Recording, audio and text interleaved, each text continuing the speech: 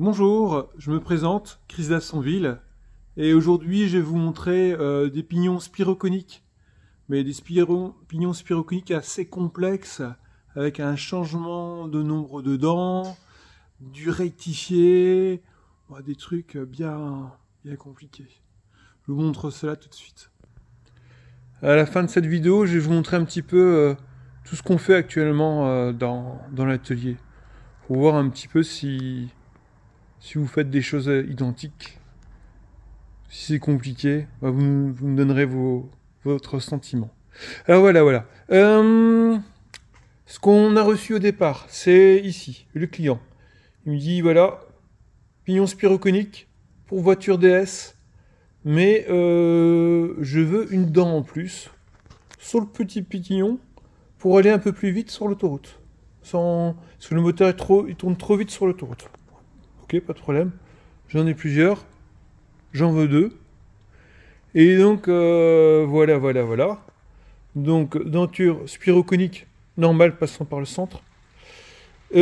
Avec une petite difficulté, parce qu'on aime bien. Hein. Ça ici, c'est des cannures. Ce sont des cannures, mais ces cannures ont une particularité, c'est qu'ils sont hors normes. C'est comme des cannures à flanc parallèles, mais le souci, c'est qu'ils ne sont pas parallèles, ils sont à 30 degrés. Donc, création d'un modèle 3D, création d'un outil, et taillage et rectification. Donc on a dû fabriquer une meule. Alors voilà. Donc là, on voit un petit peu le travail qui a été fait. Donc là, on a mis une dent en plus, modification du rapport, et modification des dimensions de la pignonnerie en conséquence. Donc il y a un travail de bureau d'études, je vais vous le montrer rapidement.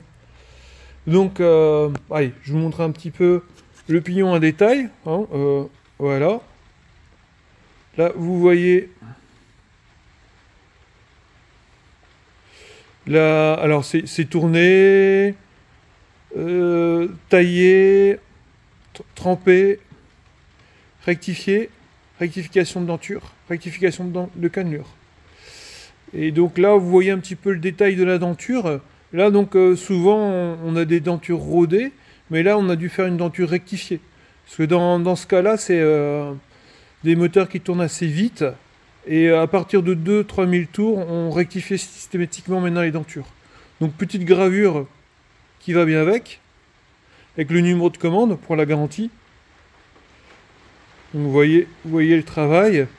Alors ici, il y a eu un oubli dans l'alésage. On va devoir rectifier l'alésage parce que c'était oublié. Donc ça va prendre encore 1 ou 2 journées en plus pour notre client. Ici, c'est du travail de longue haleine, hein, là, parce que sur le plan, j'ai passé quand même beaucoup de temps à calculer. C'était au mois de juillet. J'ai beaucoup de charges de travail. Et du coup, ça a pris un petit peu de temps. Donc là, vous voyez un petit peu le travail. La rectif de denture. Alors, bien sûr, on a fait un rapport de contrôle. Le rapport de contrôle, c'est comme ça chez nous. Là, par exemple, vous avez la denture avec les modifications qui vont bien. Et là aussi, c'est une cannure spécifique. Et on a fait une scannerisation en plus. Donc on a trouvé le module, etc. Mais on a fait une scannerisation en plus. Donc là, ébauche un petit peu des dimensions. Création du plan. Anthrax. Contrôle. Et je vais vous montrer aussi une pièce qui est bien sympathique aussi. Donc voilà. Ça, on a reçu ça comme modèle. On a marqué les duretés. Et donc. Bon, il y a des dents de cassé. Donc même chose, on a fait un plan. Donc le plan, il est par ici. Et voilà, techniquement aussi, un autre engrenage, qui est pas mal non plus. Hein. Là, il y a du forage. Et ouais. Il y a des trous dans tous les sens. C'est de la cannelure rectifiée. Il y a de la rainure, il y a du filetage. il y a du taillage, il y a de la trempe, là, il y a de la rectification de denture, la totale, avec des aciers spéciaux. Et des duretés bien spécifiques. Voilà, voilà. Ça vous donne un petit peu un exemple. Et maintenant, je vais vous montrer aussi un petit peu des pièces qu'on est en train de réaliser dans l'atelier. Alors ici, un pignon. Donc ça, c'est le client. Il vient vendredi soir. Donc il y a 1 heure ou 2, il était là. C'était juste à l'heure de la fermeture. Il me dit, j'ai une machine à l'arrêt. Mais il me dit, on perd 100 € de l'heure sur cette machine. Faut le faire plus vite possible. Et lundi, justement, le technicien n'est plus là. Il part en vacances. Donc j'ai dit, bah, monte la machine tout de suite. Et bon, il est monté, mais une vitesse pas croyable. Là, elle est montée, donc je vais pouvoir la manipuler lundi. Bien heureusement. Donc le client, il nous demande de faire la même chose, mais il veut quelque chose de plus solide. Il veut en inox 316L. Donc c'est parti. Lundi, on le tourne. Mardi, on le taille. Mais bon, en 316L, ça passait un peu plus de temps que j'avais prévu. Enfin, voilà. Un exemple, donc un engrenage en inox en 2 jours de travail pour dépanner le client. Alors chez nous, on a toujours des roues à vis et des vis sans fin. Je vous montre un petit peu tout ce qu'il y a dans l'atelier. Donc ça, on reçoit un modèle comme ça et on se débrouille pour faire la même chose. On fait des plans. Un exemple de pièce de rouleuse qui est en train d'être usinée. Alors celle-là, c'est difficile aussi parce que on a dû faire un recuit de stabilisation dimensionnelle. Sinon, ça part un petit peu dans tous les sens. Après, une finition. Une ébauche de la clavette. Même ça, on a fait une ébauche aussi pour la stabilisation. Et là, maintenant, c'est la trempe et la rectification. Donc là, on commence la rectification. Voilà, rectification sur Tourcène. Alors ça, c'est des excentriques qu'on va devoir refaire. Et je vais vous montrer pourquoi est-ce que c'est des excentriques.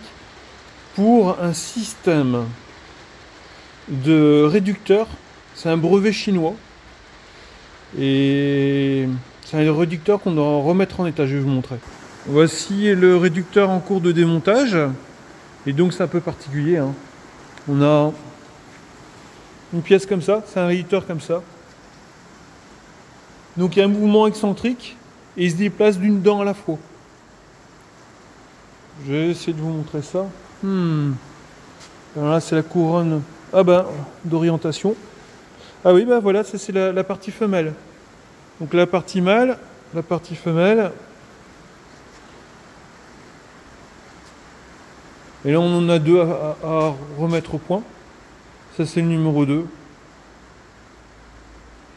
Donc là vous voyez, c'est un type de réducteur assez spécifique. Donc on vérifie tous les éléments, on remplace tout ce qui est usé, tout ce qui ne va pas. Là je vous montre un autre réducteur. C'est pour une chocolaterie. Et donc ça ils en ont 2. Il dit ah mais il commence à avoir du jeu. Et quand il y a du jeu, on en donne un à réparer. Pendant que l'autre il est utilisé.